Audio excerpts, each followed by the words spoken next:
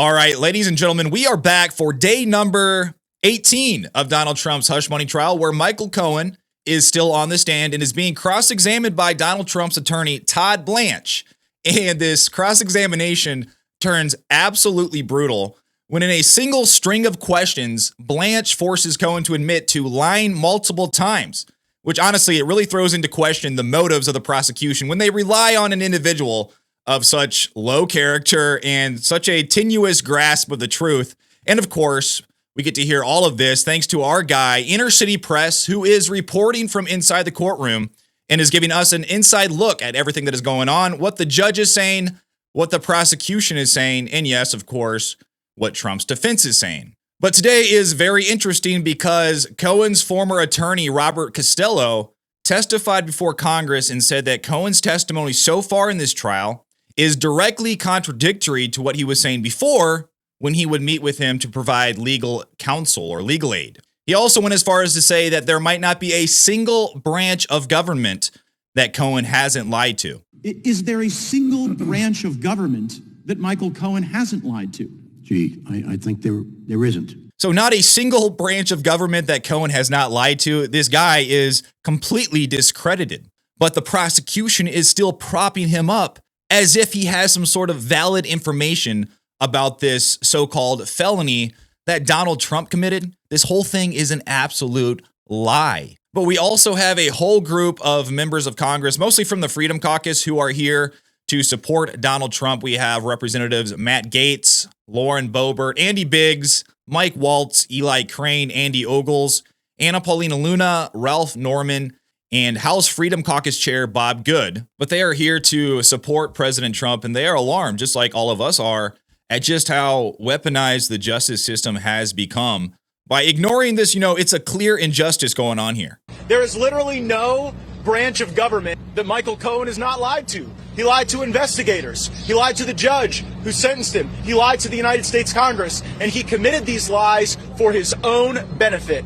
And while we're talking about what we saw in that courtroom going on for people's own benefit, we would be remiss if we did not mention this corrupt judge, this judge whose own family is making six figures off of Democrat politics that continues to gaslight the country that there's some sort of crime committed by President Trump. This is a made-up crime. No other American in the country would be charged with this type of crime. It's like the Mr. Potato Head doll of crimes, where they had to stick together a bunch of things that did not belong together. Observing the jury, I could see that there was a great appreciation for the liar that Michael Cohen was, and we are not getting a fair shake in front of this judge. The prosecutors don't even have to state the basis for their objections. He's agreeing with the prosecutors without even hearing argument on these objections, and there should be evidence getting in about the depth and breadth of Michael Cohen's lies that we're not seeing entered into it. And so we're here voluntarily supporting our friend, President Trump. So that was Matt Gaetz, and that was a pretty good summation, just a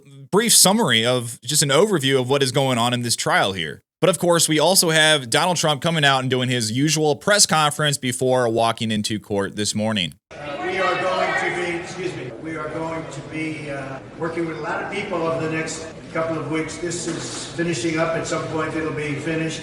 Every single review, every legal scholar that I've been able to read said there's no case, there's no crime. It's a disgrace that it was allowed to happen. The judge, as you know, is highly conflicted, like nobody I've ever seen is conflicted. He should not be the judge. He should not be allowed to have anything to do with this case. He should be so far away from this case. Outside, if you take a look, it looks like we're Fort Knox. There's so many police, and they don't allow people to come. You're allowed to have friendly protests, but we're not allowed to have anything here. They have more police and more assistant DAs and DAs. I've never seen anything like it. Over what everybody, Alan Dershowitz, everybody said there's no crime here. But Donald Trump here, of course, is absolutely correct. And this is why this case is so fascinating, because these prosecutors have become so twisted and desperate to get something on Donald Trump that they have to concoct a whole story, have someone who is clearly lying on stand. Nothing he is saying is the truth. And that is who they rely on to try to get this thing pushed through with the jury. But without any further ado, let's go back into the courtroom where Donald Trump has just arrived, and he is there. He's wearing a blue suit, a red tie, looking sharp as usual. And he's talking to Todd Blache, who is to his right. Photos are being taken, and there is a kerfluffle here, apparently, but it was solved, so that's good. All rise, and the clerk says, this is the people of the state of New York against Donald J. Trump. And Merchan walks in, he's like, all right, are there any updates on scheduling? And Todd Blache says, Your Honor, may we approach? And they have a sidebar. Beauvais goes up, Susan Necheles stays at the defense table. Beauvais' empty seat is away from Trump. They do not speak, at least not this time. But apparently this is a pretty long sidebar with Trump's lawyer, Emile Beauvais, who is appearing to check his calendar, and Judge Merchan is standing up with his arms crossed, and they are scheduling what remains of the trial, apparently. But we are going to fast forward through the sidebar, because apparently it was a very long sidebar, and Judge Merchan says, all right, I apologize that it took so long, and there was no explanation given, and Cohen finally takes the stand, liar, liar, pants on fire. You see him right here. He is on fire because his pants are, in fact, on fire. But there is no explanation given, and Judge Merchan says, all right, good morning, Mr. Cohen. You are still under oath. Please get the jury. And Cohen takes out a new bottle of water, and he puts the other one on the floor. And Judge Merchan says, jurors, we have to take care of some business. Our schedule is broken up. We may need to work next Wednesday. If you can, Mr. Blache, is that okay? But that seems okay with Todd Blache. And then we have Todd Blache continuing his cross-examination of Michael Cohen. And he says, Mr. Cohen, who is Detective Jeremy Rosenberg? Cohen says he works with the DA's office. Blache says, well, could you please look at this document, your text with Detective Rosenberg? And then we have Prosecutor Hoffinger, who says, Your Honor, may we approach? And they have another sidebar. Blache says, okay, we can take that down. And he puts up a redacted version of People's Exhibit 845. And Judge Merchan says, in private only. But Blache continues, are the texts that you and Detective Rosenberg sent, are they accurate? Cohen said, yes. Blache says, we introduce People's Exhibit B45. And the prosecutor says, we object, Your Honor. And Judge Merchan says, the objection is sustained. And Blache says, they were around when you testified to the grand jury. Is that correct? Yes. Well, you remember when the fact that President Trump had been indicted was leaked, and then objection to the word leak, Your Honor. Judge Merchan says, all right, Blache, rephrase the question. Blache says that the public and you learned, did Detective Rosenberg tell you, quote, it's done? Cohen says, well, he pointed me to a newspaper article. Blache says, well, isn't it true that he wrote you, I know you heard, nice heads up, then telling the New York Times before you? Cohen says, I don't remember. Then Blache says, well, you went on CNN and said it was like David versus Goliath. Cohen says, yes. And didn't Detective Rosenberg congratulate you for your CNN appearance where you said you had Goliath on his back? Objection, sustained. And Blache says, well, may we approach, Your Honor? And Judge Merchan says, no. So they can't even talk about this. It's just a sustained objection. So then we have the Mea Culpa podcast that is played, and on it, Cohen is congratulating Bragg, who he spent countless hours with, apparently. And Blache, he asked Cohen, and he says, you never met Alvin Bragg, is that right? Cohen says, that's correct. In this podcast, let me play you People's Exhibit B25. And Cohen puts on headphones, and then I guess the jury also has some headphones on. And Cohen is saying he wants to see Trump in jail. And Trump's lawyer, Blache, says, you said your work played a large role in the indictment of President Trump. Is that right? Cohen says, correct. And you responded to this truth by President Trump. Is that correct, Cohen? Cohen says, I'm not on Truth Social. Well, on April the 21st, 2024, you said you were mentally excited about this trial beginning. Is that correct? Cohen says, yes. And you knew a district attorney of New York paralegal was monitoring your social media, and you still tweeted this. Is that correct, Mr. Cohen? Cohen says, I did. And you testified 7 times to Congress. Blache continues, you took the same oath as you have right in this trial. Is that correct? Cohen says, yes. Now, Mr. Cohen, you've met with federal agents 17 times, correct? Cohen says, I have. And in 2017, in the House, you lied. Cohen says, yes, I did. Blache says, you lied under oath? Cohen says, yes. Blache continues, you lied to the office of the special counsel and to the FBI agents? Cohen says, yes, I did. And your 2 guilty pleas were combined before Judge Pauley for sentencing, correct? Cohen says, correct. And you pled to other crimes too, right? Yes. And you knew your business partner, Gene Friedman, was cooperating? Cohen says, not then, and he was not my business partner. He just leased my taxi medallions. Now Blache says, in your guilty plea on August 21st of 2018, he is a taxi operator. Is that right? Cohen says, yes. And you say you were forced to plead guilty, but when Judge Pauley asked you, you lied, right? Cohen said, that was not true. Blache says, well, what's the difference? Cohen says, different terminology. And Blache says, well, you met with court staff for the pre-sentencing report. Is that right? Cohen says, yes. And the pretrial services representative was concerned you were not accepting responsibility, right? Cohen said, correct. And you said the prosecution against you was the most corrupt in 100 years. Objection, says the prosecutor. And we don't have whether or not Judge Bertrand sustained or overruled it here. I'm going to guess he sustained it because Blache continues. So you're saying Judge Pauley is or was corrupt? Cohen says, yes. He's deceased, right? He is. And you've called the Southern District of New York prosecutors effing animals. Is that right? I have. And last October 24th and the 25th in 60 Center Street, you said you lied to Judge Pauley, right? Yes, I did. And going back to 2019, you testified to Congress again, and you were put under oath, right? Yes. And the cover art of Mea Culpa is your oath. Yes. And you got acceptance of the responsibility credit even though you lied, right? Cohen says, I don't know how Judge Pauley made his decision. In Otisville, I met people with longer tax issues who got a year and a day, and he glances over at the jury. And Blache says, well, does the outcome of this trial affect you personally? And Cohen says, yes, it does. So the outcome of this trial, whether or not Donald Trump gets convicted or not, personally affects Michael Cohen. Blache says, the medallions, in whose name? Cohen says, some in my wife's name, also 16 corporations. And just FYI, the AFs are for individuals. Blache says, thanks. And Cohen says, you're welcome.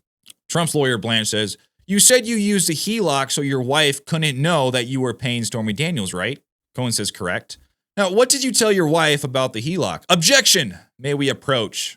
Yes, they have a sidebar. After the sidebar, Judge Bertrand sustains the objection. And Blache continues, without talking about any communication with your wife, do you know if she found out, Mr. Cohen? Cohen says, no. And you said the HELOC was to conceal it from your wife, right? Correct. And 2 days after Mr. Avenatti's statement, you deleted all of your text messages, right? Cohen says, I don't know. Well, did you tell people to delete your communications with them? If you did, who? Cohen says, well, like David Pecker. Blache says, and Darlene Stacks? You've spoken about seeking a pardon in a deposition, remember? Cohen says, I don't. All right, well, look at People's Exhibit B80. You said you never asked for and would never accept a pardon from President Trump, but you meant you asked your lawyers to ask. Is that correct? Cohen says, I wanted the nightmare over. I wanted to find out if they would be doing pre-pardons. And Blache says, well, you had Mr. Costello reach out to Mr. Giuliani to explore it, right? Cohen says, Mr. Costello was never my lawyer. Blache says, but you had him reach out for you, correct? You said this lie in a written statement. Cohen says, it was confusing. Bertrand says, all right, let's break. And we fast forward, and the prosecution is raising something with the judge, and they say, we want a curative instruction about when the indictment was unsealed. And Blache says, I can clear it up during cross. And Bertrand says, try, if not a curative instruction, be aware the jurors cannot work next Wednesday. Then we have the jury entering, and Blache is continuing his cross-examination of Michael Cohen, and he says, Mr. Cohen, you were meeting with the Office of Special Counsel Mueller, but the Southern District of New York prosecutors were there, correct? Cohen says, correct. Then were you at Otisville when you started meeting with the District Attorney of New York? Cohen says, yes. And you've tried to get your supervised release term reduced, correct? Cohen says, yes, 3 times. Blache says, actually, no, it's 4. Now, last October, you said you had cooperated. Cohen says, I did. And you said you refused a 5K? Cohen says, yes. And that was false? Cohen says, I wouldn't accept one. Blache says, in Congress, you were asked about your desire to work in the White House based on your December sentencing submission, correct? Objection! Sustained from Judge Bertrand. Blache says, you were going to work under Don McGahn, right? Cohen says, no. Okay, do you know Spencer Zwick? Cohen says, yes, fundraiser for Romney. And he told you, chief of staff, and you said that would be nice? Cohen said, I did. Now, did you tell Kedar Massenberg if you wanted a job in the White House? Cohen says, I might have. Maybe. And did you tell Keith Davidson you wanted to be and might be Attorney General? So this guy is so delusional. He's going around telling people that he might be chief of staff or an Attorney General for Donald Trump. But Cohen says, yes. And you told your daughter even you wanted to be special counsel to the president, but Mr. Priebus didn't like the title. Cohen says, personal attorney. Now, was your daughter mad that Gary Cohn got a White House role and you didn't? Cohen says, yes, she was. And you were friends with Pastor Darrell Scott all the way back to 2011 when there was talk of President Trump running in 2012. Cohen says, I don't remember. Blache continues, well, then on National Prayer Day, did you express frustration at not being invited? Did your most recent application for early termination include fake cases?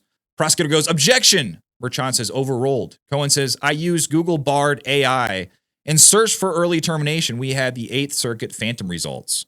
The substance was fine, not the citations. And Blache asks, you mean they didn't exist?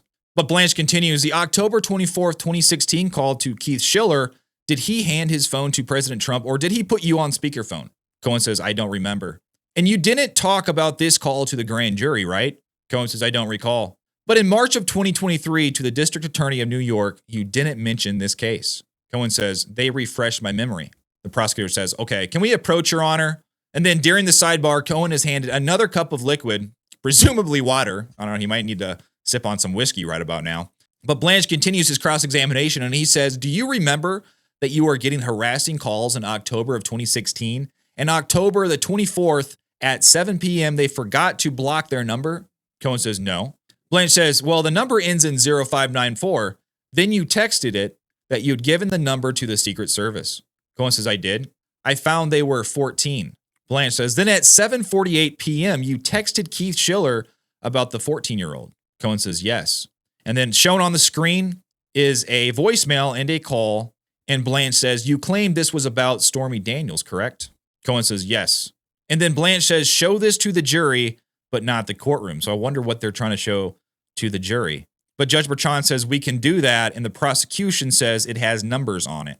Now Blache continues, not to the courtroom. At 8:14 p.m., you texted Keith Schiller the number that had been harassing you. Cohen says, yes. Blache says, and you lied about this. You said you didn't remember the harassing phone calls. Now you claim that in the 1 minute and 36-second call, you spoke about the harasser and Stormy Daniels. Cohen says, could have been. That's not what you said Tuesday. Now Blache says straight out to Cohen, he says, you are lying. Cohen says, based on the records, I think I spoke about both. And Blache says, well, we are not asking for your belief. This jury does not want to hear about what you think happened. And the prosecutor says, objection. And Judge Bertrand says sustained. And Blache continues, the People's Chart omitted your text with Keith Schiller. You claim you were telling the truth on Tuesday. Cohen says, based on the documents. Blache says, so you testified off documents the people gave me and not your own memory?